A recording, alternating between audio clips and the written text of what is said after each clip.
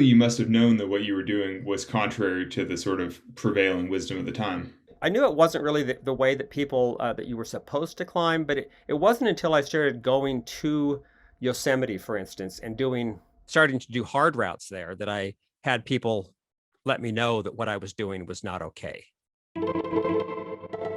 This is Climbing Gold. I think people getting into climbing now can be a climber for years and years without even thinking about the single pitch trad climbing like that. And like, I mean, I would say probably the average climber in the US nowadays has never even felt a pin scar. Has never quite crushed their fingers into a little tiny pocket quite like that. Yeah, Yeah, no, so it's totally the way it is, and I because of what happened at Smith Rock, the whole rest of my life I'm always known as this sport climber. But the truth be told, I was a trad climber, a much better trad climber, much better crack climber than I ever was as climbing sport climbs. It took me a while to get good at it. It was different. There was no places to wedge your fingers in little yeah. little cracks. Talk about that process. Like, how did you get good at sport climbing? Like, how did you become a sport climber? Well, what was fortunate is I was because there were no routes at Smith Rock, um, and I was pretty much the only full-time climber.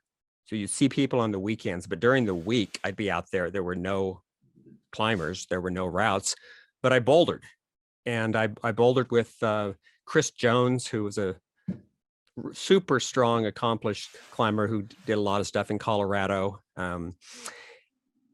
And I just bouldered. And so through bouldering, that's how I got the strength and just kind of the technical skills to, once I started sport climbing, I was good enough to at least do those routes. It took me a long time to get good enough to do, to boulder, not to be, but to be able to do chain reaction. I was good enough right away once I started bolting those.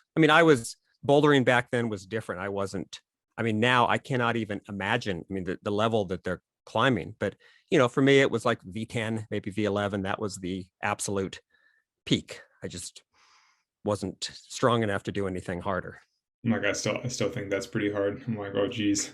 Like, as soon as you start bowling double digits, you're like, oh, that's pretty hard, especially for early '80s. That's like, Yeah, I worked at it hard. That was what I did. Bouldering was my thing. Just every day I had all these routes that I wanted to do, all these projects, little bouldering projects, and that's what climbing was. and so how did you wind up developing so many sport routes? Well, because there were no cracks. If I wanted to be a climber and I wanted to do something other than bouldering, and really Smith Rock is not a great bouldering area, so I was living full time devoted to this place that was a terrible crack climbing area, a terrible bouldering area. And it was like, okay, I better, and then I did chain reaction. And it's like, okay, there seems to be a future here. So it kind of just steered me in that direction. It was not, it was never it wasn't like there was a intellectual breakthrough, like, wow, think about strategize how I can do it. It was like, if I want to climb these routes, this is the only way to do it. And it was just pretty obvious. And there was nobody to tell me no. That was a huge factor. If there would have been a one of the Yosemite legends who would have been like, hey, that's not cool the way you're doing it, I would have been like, oh, I'm sorry, Mr. Backer. And when I was young, that's what I would have done. I wouldn't have been rebellious. But surely you must have known that what you were doing was contrary to the sort of prevailing wisdom of the time. I I did. mean, you were reading all the magazines, like you knew that there were culture wars going on in the rest of the country, but you were just sort of developing your own area for yourself. I wasn't that much aware of culture wars. I knew like Ray Jardine and Mark Huden and Max Jones and Tony Yanero, what they were doing. And I knew that they weren't, there was some question about the style that they were using, or, I don't know what, hang dogging especially.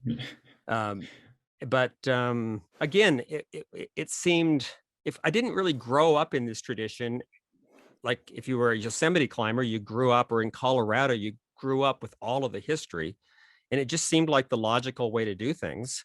I knew it wasn't really the way that people that you were supposed to climb, but it wasn't until I started going to Yosemite, for instance, and doing routes there and starting to do hard routes there, that I had people let me know that what I was doing was not okay.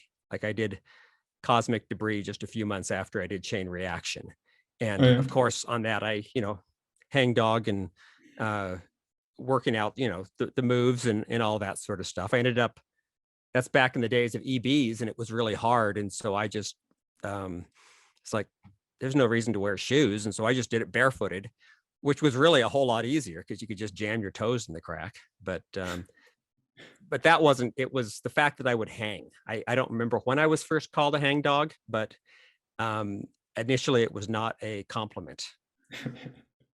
But that didn't deter you? I mean, that didn't stop you? It didn't. Most of the climbing I did, I was doing at Smith Rock, and it just didn't. I never even thought about changing things up a bit. I mean, although when I was doing my first sport routes at Smith Rock, there were times I did some routes where I tried to put in bolts on lead. I actually did put bolts in on lead, like when I did Heinous Cling, for instance. But there's still loose rock everywhere at Smith Rock. And so I would still wrap down, clean off the rock. And by the time I did that, I knew where I could put, I knew where the hook placements were. And it was silly. Like why put bolts in on lead when I already know, the whole spirit of doing that, to do it in a way with full of adventure. I mean, I already knew what was up there. So real quickly, it was like, this is stupid. Because Yeah. for one thing, I was hand drilling, and you had to find a partner. It was taking an hour to hand drill a hole. It was hard to find partners who would want to belay me as I hung on a hook and hand drilled a bolt for an hour. Did it take an hour to drill bolts in the? You think with the Tuft and at Smith you could hand drill in like 20 minutes? Well, I couldn't. Oh, Part of the problem is it was hard to find good bits and everything. good bits. So Yeah. most of the drilling I did at Smith Rock in 83, 84, I used one bit. That's why it took so long, because it's Yeah. just like it's like a piece of metal that you just Yeah, and it would it bind in the hole. So as the bit got in deeper, it was really hard to twist it. And but you couldn't. There was no place to just go online and buy stuff. Yeah, of course. You'd go into fastener stores, and there were none in this area, and you'd ask. You'd try to get the equipment, and they'd be like, well, why? You couldn't say you were a climber because that didn't mean anything back then. It's like going into a Home Depot and being like, so what do you have that I can hit against rock as hard as I can over and over to make a hole? They'd be like, what? Yeah, they just like, show me this drill with plug it in, get a big extension cord. Yeah. You're like, you need a really big extension cord. You're like, how many do you guys have? There was run it across the river. Yeah, there just wasn't any battery technology. Yeah. I mean, sport climbing wouldn't have gone anywhere in the U.S. if it wasn't. Because if it took that long at Smith Rock to drill a hole, to drill bolts in really solid rock, it was the the battery technology. And the first power drills were gas, weren't they? Weren't you guys using gas drills? No, we weren't using gas drills. I think I heard of somebody using gas drills somewhere. And that's entirely possible. Okay. But it was 1987. Chris Grover, who was working at Metolius, got Doug Phillips to buy a Bosch drill, and that was churning in the wake was the first route that was drilled with a power drill.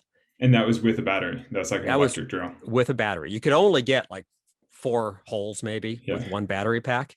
But that still saves you 4 hours of drilling. Huh? That's still amazing. Yeah, it was huge. And so before that, every route was hand drilled, even like, to bolt or not to be. That was hand drilled. And after churning in the wake, nothing was hand drilled. All of a sudden it takes 30 seconds to drill a hole. So yeah, and your hole is so much straighter and better. And it's like, deeper. I mean, it just seems safer. Everything about it is so much nicer. We were able to put in 1/2-inch bolts instead of I was drilling 3/8. I was drilling 3/8, and a lot of times those 3/8-inch bolts had a full sleeve so that they would work at Smith because the rock is soft. So really the bolts were actually 5/16, and they weren't that strong. You occasionally I would shear off a bolt just tightening it up. Did that break your heart if you just spend an hour drilling a hole and then you accidentally It break the bolt? it broke my heart, and it also got me kind of concerned. Like, whoa, how good are these bolts? And I'm Yeah, you're like, if I can break this with a wrench, you're like, what happens when I whip on my project? You're like, oh exactly. man. Yeah, that's crazy. This is the kind of side of sport climbing that I think a lot of climbers don't really appreciate when you just show up at the crag and you're like, it's totally safe, this is all fine. And you don't see the trials and tribulations of the person who's trying to drill all the holes. Like, does this bit work? Does the bolt actually fit? Does it, is it all crooked? Will it not tighten right? Why is it wiggling? Yeah, All of that. nobody was there to teach you how to put in a bolt. I mean, you just figured it out and made mistakes and put in a lot of bad bolts. Fortunately, No. almost all of those have been replaced, but there's still a few. And I mean, now some of these routes, I'll think back and it's like, wow, that was 40 years ago. 40 years ago, a bolt was put in and people are still using it. And that's, when I started climbing in 1975 at Smith Rock, that'd be the same as a bolt placed in 1935. I mean, I would have been terrifying to think that a bolt was put in that long ago. At least the climate there is good.